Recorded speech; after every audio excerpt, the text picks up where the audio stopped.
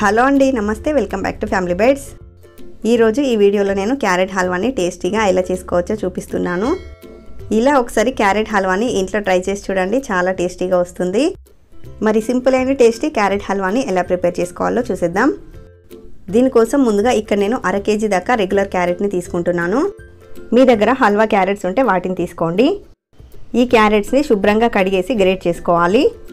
వీటిని గ్రేట్ చేసుకోవచ్చు, లేదంటే ముక్కలుగా కట్ చేసి కుక్కర్లో వేసి జస్ట్ 2 విజిల్స్ వచ్చేంత వరకు ఉడికించుకొని మ్యాష్ చేసి కూడా తీసుకోవచ్చు. ఇలా అన్ని క్యారెట్స్ని కూడా గ్రేట్ చేసుకొని రెడీగా పక్కన పెట్టుకోండి. ఈ క్యారెట్ హల్వాలోకి యాడ్ చేయడానికి ఇక్కడ నేను కొన్ని డ్రై ఫ్రూట్స్ని తీసుకుంటున్నాను. బాదం, కాజు, ఇంకా కిస్మిస్ని తీసుకుంటున్నాను. మీ దగ్గర ఏ డ్రై ఫ్రూట్స్ ఉంటే వాటిని తీసుకోవచ్చు. ఇప్పుడు స్టవ్ మీద ప్యాన్ పెట్టుకొని 1 టేబుల్ స్పూన్ దాకా నెయ్యిని వేసుకోండి. నెయ్యి కరిగాక ఇందులోకి మనం గ్రేట్ చేసి పెట్టుకున్న క్యారెట్ తురుముని వేసుకుందాము. క్యారెట్ తురుము వేసేసి అంతా ఒకసారి మిక్స్ చేసి మూత పెట్టి మధ్య మధ్యలో కలుపుకుంటూ క్యారెట్ అనేది సాఫ్ట్గా ఉడికేంత వరకు కుక్ చేసుకోవాలి. మనం క్యారెట్ని తురుముకున్నాం కాబట్టి జస్ట్ 10-15 నిమిషాల్లోనే ఈ క్యారెట్ అంతా కూడా ఉడికిపోతుంది. మనకి క్యారెట్ అనేది కొంచెం సాఫ్ట్గా అయ్యాక ఇందులోకి 1/2 లీటర్ దాకా చిక్కటి పాలను వేసుకోవాలి. పచ్చివైనా పర్లేదు, కాచినవైనా పర్లేదు, యాడ్ చేసుకోవచ్చు. ఇక్కడ నేను కాచి చల్లార్చిన పాలను వేస్తున్నాను. ఈ పాలల్లో మనకి ఫ్యాట్ పర్సెంటేజ్ ఎంత ఎక్కువగా ఉంటే హల్వా టేస్ట్ అనేది అంత బాగుంటుందన్నమాట. పాలు వేసాక మంటని మీడియం టు హై ఫ్లేమ్లో పెట్టుకొని ఈ పాలన్నీ కూడా దగ్గరికి ఎగిరిపోయేంత వరకు కూడా ఉడికించుకోవాలి. చూడండి, మనకి పాలల్లో క్యారెట్ బాగా ఉడికిపోయింది. మనం పట్టుకొని చూస్తే ఇలా సాఫ్ట్గా ఉండాలి. క్యారెట్ అనేది మనకి ఇలా సాఫ్ట్గా ఉడికాక ఇందులోకి మనం కట్ చేసి పెట్టుకున్న డ్రై ఫ్రూట్స్ని వేసుకుందాము.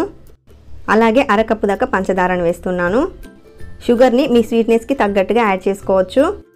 ఇందులోనే మంచి ఫ్లేవర్ కోసం 1/2 టీ స్పూన్ దాకా యాలకుల పొడిని కూడా వేసుకొని అంతా ఒకసారి బాగా మిక్స్ చేసుకోండి. ఇప్పుడు మళ్ళీ మూత పెట్టి ఈ పంచదార అంతా కూడా కరిగి ఈ హల్వా తిక్కుగా అయ్యేంత వరకు ఉడికించుకోవాలి.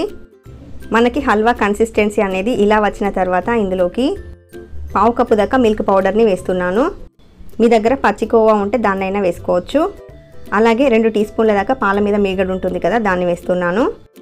ఇలా మిల్క్ పౌడర్ని కానీ పచ్చికోవాని కానీ వేసుకోవడం వల్ల మనం చేసే క్యారెట్ హల్వా అనేది మరింత టేస్టీగా ఉంటుంది. అంతా బాగా మిక్స్ చేసుకొని మరొక 2 నిమిషాల పాటు ఉడికించుకోవాలి. ఇప్పుడు ఫైనల్గా ఇందులోకి 1 టేబుల్ స్పూన్ దాకా నెయ్యిని వేసుకొని మిక్స్ చేసుకుందాము. ఇలా అంతా కలుపుకున్నాక ఇప్పుడు స్టవ్ ఆఫ్ చేసేసి సర్వ్ చేసుకుంటే మనకి ఎంతో టేస్టీగా ఉండే క్యారెట్ హల్వా అయితే రెడీ అయిపోతుంది.